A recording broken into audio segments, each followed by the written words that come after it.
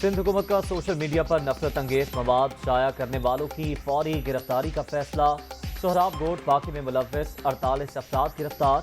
صوبے میں قیام امن کے لیے سب سے رابطے میں ہیں شرجیل میمن اور سعید غنی کی پریس کانفرنس۔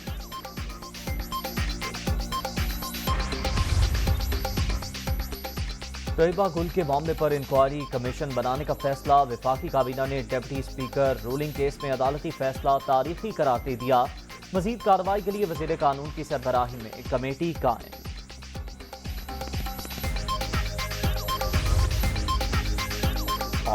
پنجاب میں ضمنی الیکشن کی مہم کا آج آخری روز۔ مریم نواز کے لاہور اور ملتان میں جلسے شیڈیول۔ عمران خان بھی 3 مقامات پر خطاب کریں گے۔